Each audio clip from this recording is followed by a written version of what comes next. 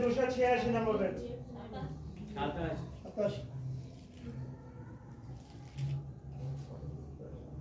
Hallelujah. পড়ছি আমি গালাতীয় 2:15। আমরা জাতিতে যিহুদি, আমরা পরজাতি পাপী নই, তথাপি বুঝিয়াছি ব্যবস্থার কার্য হেতুক নয়, কেবল যীশু খ্রিস্টের বিশ্বাস দ্বারা মনুষ্য ধার্মিক গণিত হয়।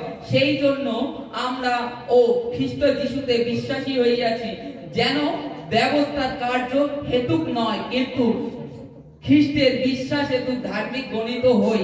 কারণ ব্যবস্থার কার্য হেতু কোন মর্তা ধার্মিক গণিত হইবে না, কিন্তু আমরা খ্রিস্টে ধার্মিক গণিত হইবার চেষ্টা করিতে গিয়া আপনারাও যদি পাপী বলিয়া প্রতিপন্ন হইয়া থাকি, তবে তৎপযুক্ত খ্রিস্ট পাপের পরিচারক। Hallelujah, hallelujah.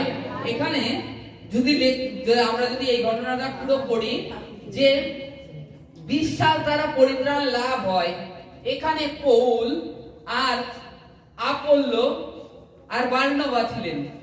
তারা গালাতিয়া স্থিত মণ্ডলীতে যারা পরজাতি ছিলেন তাদেরকে বলতেন যে এইভাবে এইভাবে চলতে নেই, এইভাবে এইভাবে চলো, প্রভু পুরো বিশ্বাস রাখো, তাতে তুমি ধার্মিক গণিত হবে। তারপরে যখন তারা শুনলেন যে জেরুসালেম থেকে আরো শিষ্যরা তাদের এখানে আসে, তখন তাদের আচারটা বড় জাতির ন্যায় হয়ে যাচ্ছিল। বড় জাতি যারা ঈশ্বরকে জানে না, ঠিক তাদের মতন আচার তারা নিজেরা করে ফেলছিল। কিন্তু তাদের সাথে এর আগে তাদের সাথে যেত, তাদেরকে প্রার্থনা করে আসতো, তাদের বাড়িতে গিয়ে খাওয়া দাওয়া করতো। যখন শুনলেন জেরুসালেম থেকে ভাতৃগণরা আসছে, তারা তাদের থেকে দূরে দূরে থাকছে, তাদের থেকে দূরে দূরে থাকছে। কারণ জেরুসালেম থেকে ভাতৃগণ আসছে, তারা যদি যে দেখে যে আপোল্লো বার্নাবা এই রূপ করছে, তাহলে জেরুসালেম মন্দিরে গিয়ে রিপোর্ট করবে যে ওরা এই রূপ পরজাতিদের সাথে মিশে আহার ব্যবহার করছে।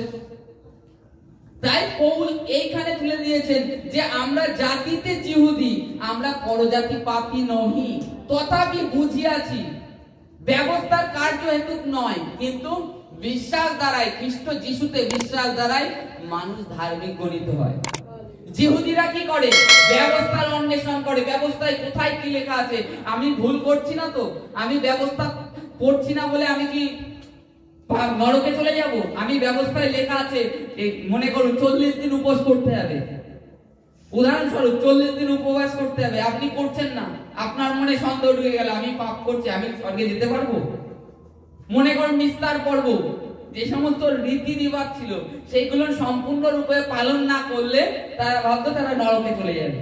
কিন্তু ব্যবস্থার কার্যের জন্য নয়, যীশু খ্রিস্টতে বিশ্বাস দ্বারাই মানুষ ধার্মিক গণিত হয়। তাকে ব্যবস্থার কোনো আজ্ঞা পালন করতে হয় না। এইভাবে বলছে যে তাকে 5 দিন কি 10 দিন উপবাস করতে হবে ঈশ্বরের সম্মুখে, কিংবা মেষ শাবক বলি দিতে হবে, এই সমস্ত কিছু করতে হবে না। জাস্ট খ্রিস্ট যিশুতে বিশ্বাস করতে হবে। কি বিশ্বাস করতে হবে? যে ঈশ্বর যে মুক্তিদাতাকে পাঠানোর কথা বলেছিলেন, সেই মুক্তিদাতাকে পাঠিয়েছেন। যিশায় ভগবতীর কাছে বলেছিলেন, মসির কাছে বলেছিলেন, আমার ভাতৃগণের মধ্যে থেকে আমার সদস্য একজনকে উৎপন্ন করবে, যে কেউ তাহাতে বিশ্বাস করবে। এইভাবে লেখা আছে। আর যিশায়ের কাছে লেখা আছে যে এক কুমারী কন্যা গর্ভবতী হবে, সে পুত্র প্রসব করবে, আর তার নাম ইম্মানুয়েল রাখা যাবে। এই নামের অনুবাদ করলে আমাদের সহিত ঈশ্বর, মানুষের সহিত ঈশ্বর। আর আজকে তার উপরে বিশ্বাস করলে মানুষ ধার্মিক গণিত হবে। তা পৌল তার মণ্ডলীর যে এই গালাতীয়তে যে বার্নাবা আর আপোল্লো গিয়েছিল, যারা যিহুদিদের মতো আচরণ করছিল, যিহুদি হয়েও পরজাতিদের মতো আচরণ করছিল, তারা কিন্তু খ্রিস্ট যিশুতে বাপ্তিস্ম প্রাপ্ত, তা সত্ত্বেও তাদের মধ্যে সেই জাগতিক ভাব ঢুকে গিয়েছিল। পৌল তাদেরকে ভেঙে দিল। আজকে আমরাও যেন খ্রিস্টতে চলতে চলতে আমাদের জীবনটাকে দেখি, আমরাও কি পরজাতির ন্যায় হয়ে যাচ্ছি না? তো পরজাতিরা এই ও ভালো না, ও ভালো না, এ ভালো না, অমুক ভালো না, আমরা বাছাই করে পরজাতিরা। কিন্তু বাইবেলে কি বলছে?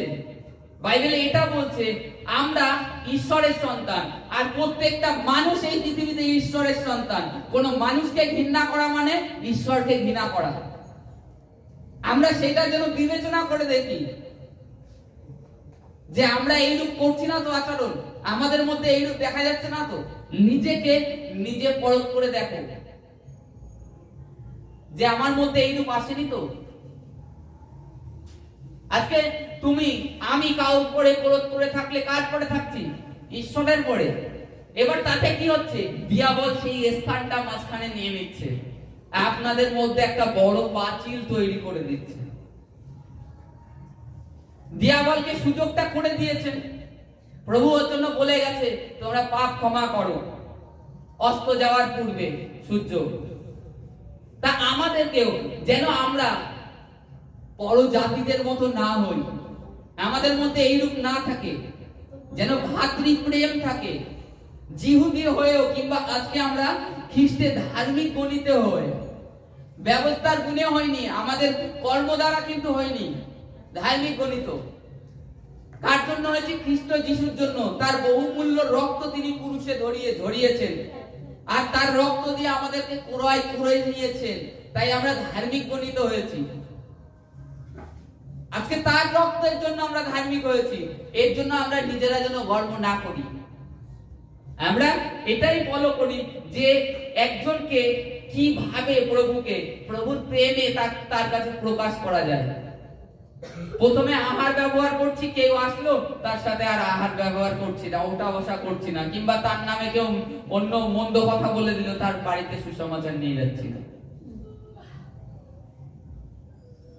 কারণ আমরা জেনেছি খ্রিস্ট যিশুতে বিশ্বাস দ্বারা ধার্মিক গণিত হয়েছি, কর্মগুণে নয় কিংবা ব্যবস্থার কার্য দ্বারা নয়, জাস্ট বিশ্বাস দ্বারাই আমরা ধার্মিক হয়েছি। আর আমাদেরকে সেই বিশ্বাসে দাঁড়িয়ে থাকতে হবে, আর যেন আমরা পরজাতিদের মতো আচার ব্যবহার। পরজাতিরা কি করে? তারা প্রথমে মিলবে ভালো, কেউ চলে আসলো তখন ভুলে যাবে আপনাকে। মনে করি তার একজন কাছের লোক চলে আসলো, আপনাকে ভুলে যাবে। সেই রূপ না হই আমরা, আমাদের এটাই বলছে। অতএব আমরা ব্যবস্থার কার্য নয়, খ্রিস্ট যিশুতে বিশ্বাস দ্বারা ধার্মিক গণিত হয়েছি। আর বলছে কিন্তু আমরা খ্রিস্টের ধার্মিক গণিত হইবার চেষ্টা করিতে গিয়া আপনারা ও যদি পাপী বলিয়া প্রতিপন্ন হইয়া থাকি, তবে তৎপযুক্ত খ্রিস্ট পাপের পরিচারক। কি বলছে এখানে? কিন্তু আমরা খ্রিস্টের ধার্মিক গণিত হইতে গিয়া যদি পাপী বলিয়া প্রতিপন্ন হইয়া থাকি, তবে তৎপযুক্ত খ্রিস্ট কি পাপের পরিচারক? জিজ্ঞেস করছে আমাদের কাছে, তিনি কি পাপের পরিচারক? না, তাহার তিনি আমাদের পাপকে বহন করে নিয়ে গেছেন। তা আমরা যেন তাকে সেই রূপ না করে তুলি, আমরা আমাদের স্বভাব আচরণ ব্যবহারে যেন সেই রূপ না দেখাই যে আমরা ঈশ্বরকে জানি বলে অনেক কিছু পেয়ে গেছি। না, পুরস্কার দেওয়ার মানে ঈশ্বর। এই জন্য ভেদ খুলে গিয়েছে। মতি অধ্যায়ে লেখা আছে, কাউকে 9টায় কাজে নিয়েছে, কাউকে 10টায় কাজে নিয়েছে, কাউকে 3টে কাজে নিয়েছে, সমান সবাইকে সমান একই বেতন দিয়েছে। ঈশ্বর বেতন দেওয়ার মালিক, আমাদের চিন্তা করার তো লাভ নেই। আমাদেরকে এটাই দেখতে হবে যে ঈশ্বর পাপের পরিচারক নয়, ঈশ্বর সকলকে সমান চোখে দেখেন। আমরা যেন উঁচু নিচু ছোট এটা যেন না দেখি। Hallelujah, hallelujah, hallelujah. যাদের ধন্যবাদ আছে দিয়ে যাবেন প্রত্যেকে।